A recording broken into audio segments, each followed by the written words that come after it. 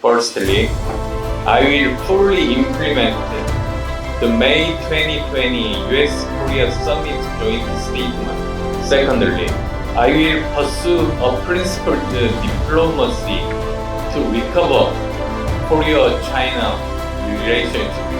Thirdly, I will restore our relationship with Japan based on the spirit of Kim Dae-jung Obuchi statement.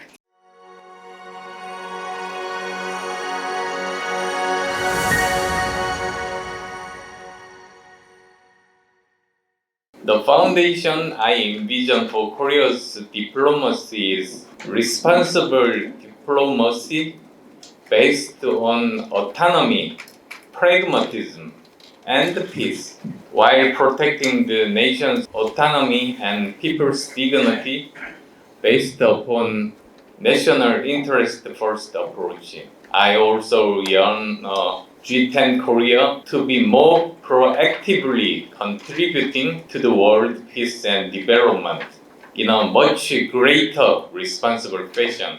This is the diplomatic foundation whereby Korea will become a responsible state to the Korean people as well as to the international community. To this end, 5 principles will be in place. National interest first, respect democratic values, respect international norms and mechanisms, reciprocity, and mutual benefits and equality.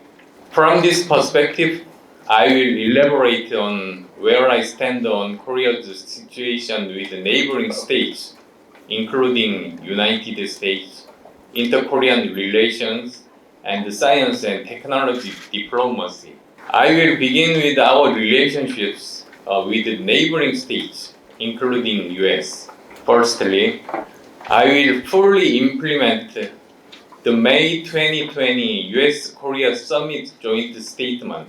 By doing so, we can demonstrate that there is a continuity, consistency, and sustainability in our policy toward the United States, thereby giving rise to a fast recovery of the confidence and the trust between two nations. We can improve our security situation by contributing to the peace and security of the Indo-Pacific regions as emphasized in the joint statement. We can also enhance our cooperation in the areas of science and technologies, and Korea can secure an original source for technologies and their final byproduct markets in the United States. The ROK-US alliance is the very foundation of Korea's security policy. The foundation must remain unwavering. Only such a foundation will allow us to be flexible and resilient with our response. By fully embracing the commitments laid out in the ROK-US joint statement, Korea will be deservingly so recognized as a responsible state and can more effectively secure its national interests. Secondly, I will pursue a principled diplomacy to recover Korea-China relationships. Moon Jae-in government failed to establish principles and approaches that should have called for China's respect for our sovereignty. As a result, the government's failure invited China's undue interference in the deployment of THAAD to Korea and subsequent economic sanctions against it. It also allowed China at its own discretion without our permission to enter into our waters and aerial areas. China's military intrusions have not been met by proper measures to date, unfortunately. I will immediately renounce Moon's government's so-called three nose offerings to China. They are unreasonable and damaging to Korea's dignity and autonomy. I will institutionalize a so-called red line against China and effectively respond to China's military provocations based on the principles I have set forth above. It will enable both Korea and China to develop a forward-looking partnership based on equality and mutual benefit. Thirdly, I will restore our relationship with Japan based on the spirit of Kim Dae-jung Obuchi statement. I will keep preventing the territorial disputes and history issues from being politicized and make Korea-Japan relationship forward-moving. I will shun away from such political leaderships that intended to exploit international relations for domestic political purposes. Narrow and politically manipulated leadership is in direct contradiction with the will of the people of both Korea and Japan, who yearn the relationships of both countries to move forward. I will be persistent with my demand for a sincere remorse from the part of Japan. However, I will also take a two-track approach to facilitate the development of our relationship with Japan. That is, to take a separate approach between history issues and one on future cooperation, and not let one interfere with the other.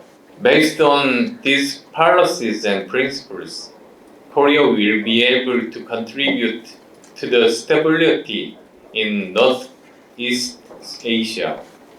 It will also be able to garner positive support from the international community as one of the core states in the world through implementing independent, pragmatic, and peaceful diplomacy.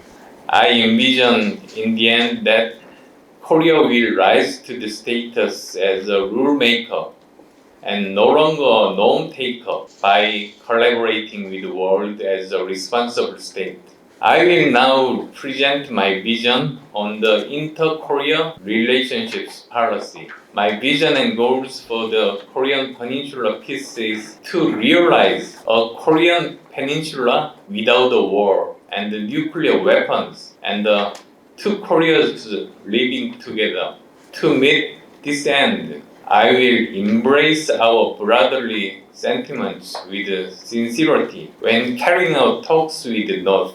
However, as to its military provocations, including resumption of nuclear tests and missile test firing, I will counter them with principles in calmness and toughness, and in line with the international community.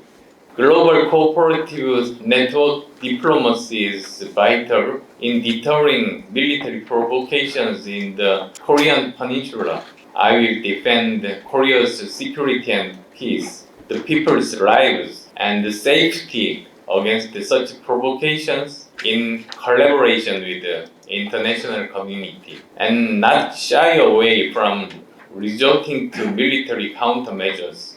That is the end state of the responsible state that I envision.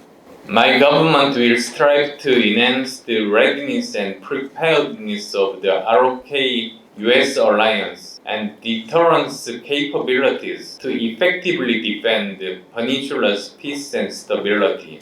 I will also seek to materialize nuclear weapons sharing agreement with the United States as a peaceful means against the North nuclear threats. On the gist of inter-Korean relation problem, the alternating use of a notion of a nation and a state in a non-principled manner often brought much confusion in our dealings with threats from North.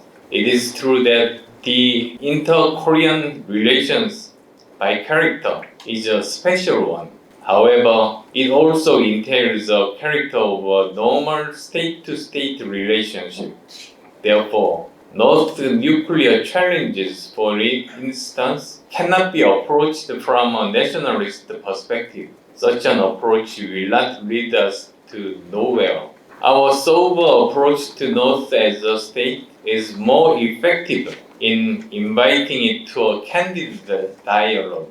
It will be more beneficial to the North too. We must avoid giving a delusion to the North.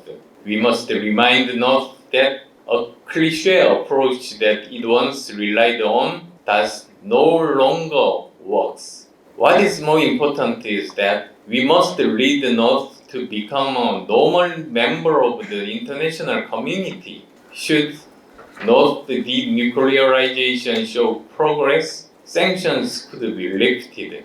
For example, I'd like to see the establishment of an international consortium including 2 Koreas, US, China, Japan, Russia, and the EU to take place in building an industrial complex like Kaesong. This approach will guarantee sustainability and stability at a greater extent than the old one that was exclusive only to 2 Koreas. Lastly, I'd like to introduce my vision for science and technology diplomacy. Today's diplomacy has become more comprehensive in nature and character than ever. Diplomacy now literally stands for economy in today's world. The core to it is to secure a better technology through international cooperation and pioneering a new market. No country is an exception here. In particular, for a country like Korea that heavily relies on trade, economic diplomacy has ever become more important. Our economic diplomacy portfolio rests on original source lies in the United States, the greatest market in China, and both competition and cooperation lies ahead in the global supply chain. In this complex world of economic diplomacy, we must secure our advantage from stronger diplomatic cooperation on the science and technology front. Our core strategy to this end is to secure a super gap and divide in technologies against our other competitors and consolidating our position as a core state in the global supply chain. I have already announced that I will become the Commander-in-Chief of Global Science and Technology Diplomacy in the age of the Fourth Industrial Revolution. I have also promised to transform Korea's Ministry of Foreign Affairs into Ministry of Diplomacy and Trade. In addition, I will establish a so-called National Science and Technology Commission under President's office. It will be the control tower of overseeing diplomatic and security work in relation to advancing our interests in science and technology areas. Should I become the next president, I'm committed to founding a support system to science and technology diplomacy by organically introducing cooperation from the public, private, and industrial sectors. Such a system will be put into real diplomatic work. I have laid out the vision and principles for my diplomacy with a focus on relations with the neighboring states and the inter-Korea relations. It is my sincere wish that Korea will become responsible to the world on the diplomatic and security front. I hope one day I will soon have a chance to share my vision on the global network diplomacy that I deem also critical to the realization of the aforementioned diplomacy. Thank you for your attention.